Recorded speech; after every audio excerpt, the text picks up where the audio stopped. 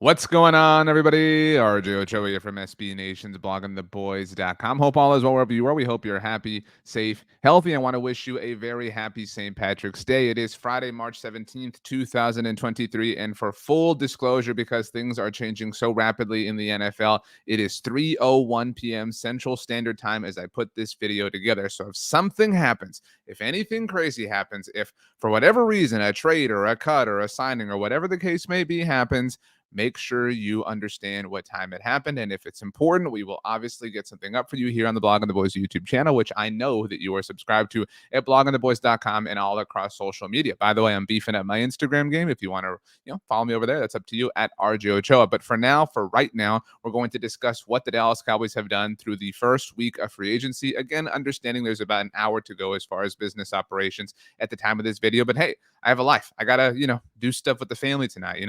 New episode of The Mandalorian is out, stuff like that. But anyway, let's get to it. The Dallas Cowboys have done a number of different things, and really they've kind of focused on bringing back their own players. That was obviously very predictable. So we know the Cowboys are bringing back Tony Pollard and Terrence Steele, although those things are not quite totally 100% all the way official. They, of course, placed the franchise tag on Tony Pollard, a value of about $10 million. They placed a second-round tender on right tackle Terrence Steele. That is a $4.3 million tender. Again, it is possible, if we examine the infinite world of possibilities, that one of these players or both of them could wind up elsewhere for 2023. But the overwhelming likelihood, of course, is that they are going to be playing football for the Cowboys this coming season. But we know beyond a shadow of a doubt that this is true for four other players. The Cowboys brought back Donovan Wilson. It is a 3-year deal up to $24 million, kind of a 2-year deal if you want to look at it in terms of guarantees and things like that. Linebacker Leighton Vander Esch coming back at 2 years for $11 million. That is an incredible contract. The Cowboys were able to get one of their most important defenders under. CJ Goodwin, at the time that we put this graphic together, shout out to our silent producer who we never name here. That's kind of the running joke. At the time that we put this graphic together, his contract details were not known, but the fantastic Todd Archer of ESPN was kind enough to tweet them out. Let me see. I've got them right here. It is a 1-year, $1.317 million contract base salary of $1.165. So just over $1 million for CJ Goodwin, the special team star. And as of Friday morning, quarterback Cooper Rush returning to the Cowboys. It is a 2-year deal worth up to $6 million. That's up to $6 million. The first year, that's 2023, has $2.75 million guaranteed. And it's a little bit of money to spend, not a lot, honestly. There are some other backup quarterbacks who got new deals already this offseason that are making much more money than Cooper Rush, but you have to pay if you want to have a legitimate security blanket, which the Cowboys now do. So overall grade from me. I don't have a fancy graphic, just going to tell you with my beautiful baritone voice. I give the Cowboys really an A for who they have brought back. There is not a player still waiting on a deal that I think any of us are worried about. Maybe you're somebody who feels like you would like to see Dalton Schultz return. It feels like that's a bit of the minority as far as Dallas Cowboys fans are concerned. But the Cowboys brought back Donovan Wilson. The Cowboys brought back Leighton Vander Esch. We can quibble over placing the franchise tag on Tony Pollard, but that kind of had to happen. And I'm fine paying a bit of a luxury tax on Pollard, speaking metaphorically, of course, to have him around. This is such an important season for the Cowboys. They are going to have to figure out who they are as far as the long term of this franchise. What's 2024 going to look like? They have to have as many explosive playmakers on their team as they can ultimately get their hands on. And so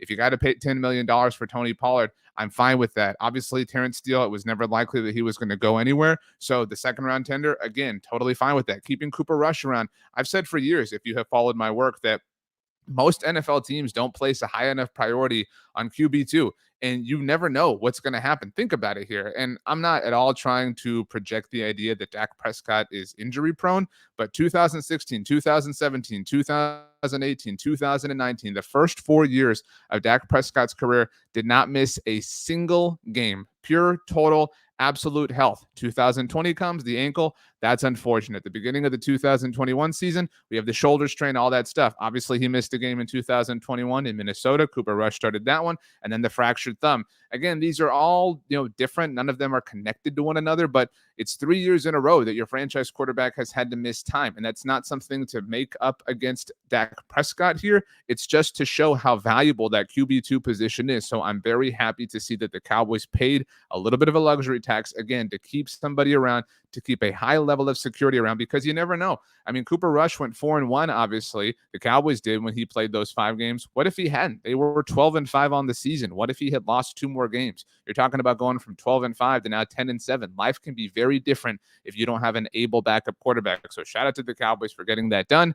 The Leighton Vander Esch thing, the Donovan Wilson thing, they are two of your most important defenders, so that the Cowboys were able to retain them, keep them around for Dan Quinn. The better all of your defenders are, the better all of your defenders are. That seems like an obvious thing, right? But if Leighton Vander Esch is there, if Donovan Wilson's there, they are so much better because of the likes of Micah Parsons and Trayvon Diggs and DeMarcus Lawrence. So you're raising the floor. You're keeping the floor high. I love it. Again, a total A operation for me as far as what the Dallas Cowboys have done. Departures. This is a little bit of a bittersweet thing. We never are rooting for players to leave or players to be released or players to be cut. It's just kind of a part of the way things go. But Connor McGovern was the first Cowboy to find a new home elsewhere, signing with the Buffalo Bills based on his contract. It looks like they're going to be starting him. Why wouldn't they? Obviously, Luke Gifford heading to the Tennessee Titans. The Cowboys obviously did retain CJ Goodwin, so not a total blow to the special teams group there. Noah Brown left, stayed in state, obviously, but going to the Houston Texans. I think a lot of people made a big deal about this and said, like, oh, man, blah, blah, blah, whatever. It's not Noah Brown's fault that the Cowboys did not approach the wide receiver position with a high enough priority last year, especially after trading away Amari Cooper. Noah Brown did what was asked of him. He had a wonderful career, an incredible return on investment as a 7th-round pick. And so I think I speak for all of us in saying that we're wishing him and all these players, by the way, the best of luck with the Houston Texans. Of course, the big news here, the big name is Ezekiel Elliott. The Cowboys releasing him, designated him a post-June 1st cut. They'll save about $10-11 million, however you want to look at it, over the course of this season. Of course, they will not get a big portion of that until post-June 1st, hence the name. It really is, from a contractual, a financial standpoint, a salary cap standpoint, like alleviating the salary cap space that Zeke Elliott took up to replace it with Tony Pollard's franchise tag value. Now, we've kind of said everything that there is to say about Zeke. Wonderful times, great era, et cetera, et cetera. It just kind of is something that made sense and had to be done. And so it will be very interesting to see where Zeke ultimately winds up. I know we're all going to be rooting for him. He will one day be in the Dallas Cowboys Ring of Honor. But this is just kind of where the franchise is at this point in time here in 2023.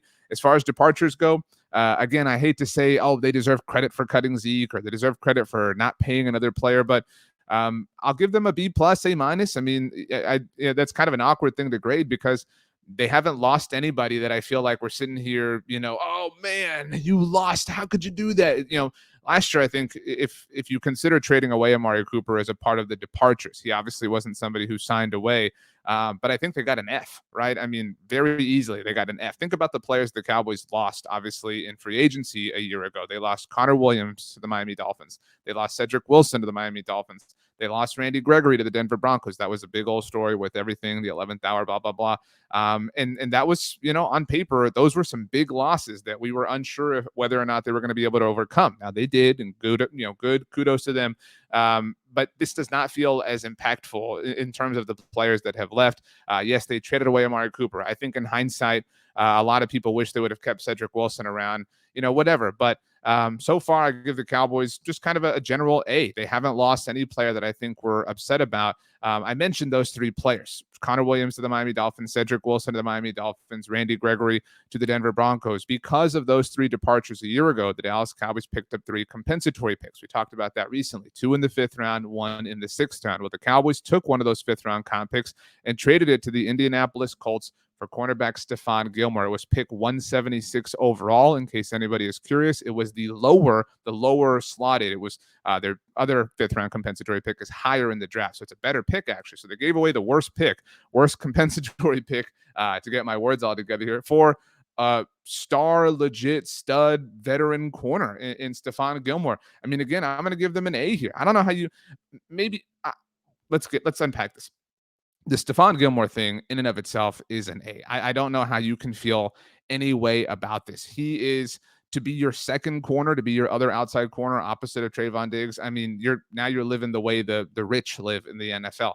These are the kinds of things that we have been saying and screaming for the Dallas Cowboys to do for a long time. And it's easy to say, right? Like, oh, just go trade for good players, trade low draft picks, trade day 3 picks for really good players.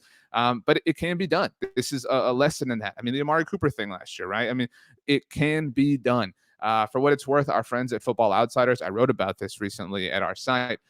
They did a big article that was grading all of the moves that NFL teams did prior to the new league year beginning. So that obviously includes the Gilmore trade. It includes San Francisco signing Javon Hargrave. It includes the Miami Dolphins trading for Jalen Ramsey.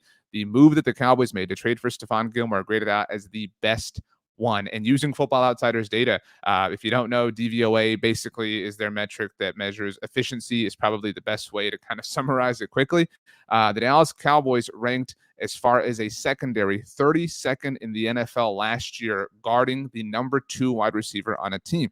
So to kind of break that down into more layman's terms, when it came to guarding the secondary receiver on a team, we'll use the Philadelphia Eagles as an example. The Devontae Smith in that particular hypothetical, the Cowboys were the worst team in the NFL. That's where Stephon Gilmore comes in. This was a huge Achilles heel level weakness for the Cowboys, and they fixed it with a comp pick. I mean, seriously, they deserve an A for that. And the reason I don't give them an A plus for these newly added Cowboys, or for that category, I should say, is because they don't have a wide receiver yet. And again, it's now 3:12 at the time that I'm putting this video together. If they were to sign Odell Beckham Jr. or trade for DeAndre Hopkins or trade for Jerry Jeudy, those are the 3 names who have been mentioned the most.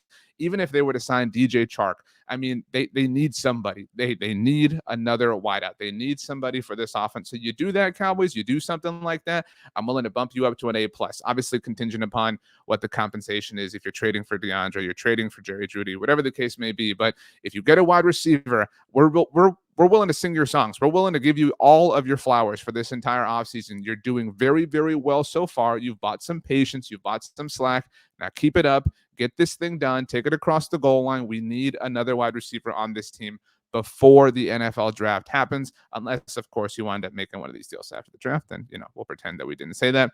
Finally, as far as action that has happened lately with regards to the Cowboys, they have restructured several contracts that they already have on their books. Dak Prescott, Zach Martin, they were the first. The Cowboys did wind up restructuring Michael Gallup's deal when the Prescott and Martin restructures happened. There was some reports and murmurings that Michael Gallup could come soon next. That did happen. DeMarcus Lawrence also saw his deal restructured, and Tyron Smith saw his deal restructured.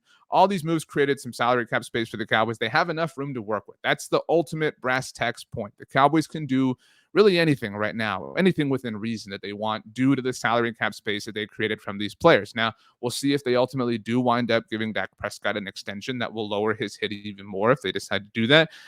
But within these 5 names, besides the fact that the Cowboys created some salary cap space, which is a TBD situation. If they use that effectively, then we'll grade this even better, obviously, once we know what that is. But an important key point within this is that name at the bottom, Tyron Smith. By restructuring Tyron Smith's deal, and this was really just kind of the process of it all, the Cowboys formalized the idea that Tyron Smith is going to be returning to the Cowboys in 2023. I know they had spoken already pretty optimistically about this at the Senior Bowl as an example, at the Combine, but we now know beyond a shadow of a doubt that Tyron Smith is going to be playing for this team in 2023. I believe in Tyler Smith as this team's left tackle. I know you do as well. But with Connor McGovern gone, the Cowboys now need a starting left guard. So with Tyron Smith there, your offensive line from left to right, you got Tyron Smith, Tyler Smith, Tyler Biondish, Zach Martin, Terrence Steele. That is a group that you can absolutely work with. You need depth. You need a swing tackle option. Who knows if that's going to be Jason Peters? You need interior depth with Connor McGovern out.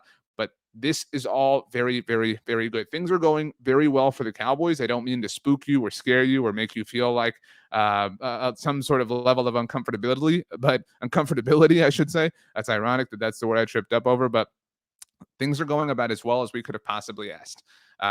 Get a wide receiver, and then we'll really talk. But overall, I'll give the Cowboys an A. I mean, it's very difficult to find something to pick apart, something to be upset by. So kudos and congratulations to the Dallas Cowboys. You're doing it. We're proud of you.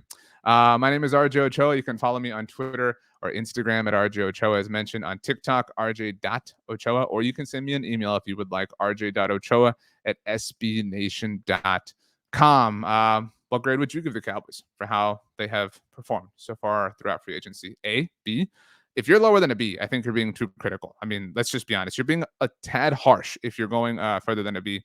We had our latest episode of our Madden franchise series come out. No big deal. I beat the Los Angeles Rams. You can access that here on the Blog of the Boys YouTube channel. Make sure you subscribe. We're keeping you updated on every single thing that happens with America's team, not just in free agency, but 24/7, 365, because that's what we do. Thanks so much for hanging out, everybody. Hope you have a great weekend, and we'll see you next time.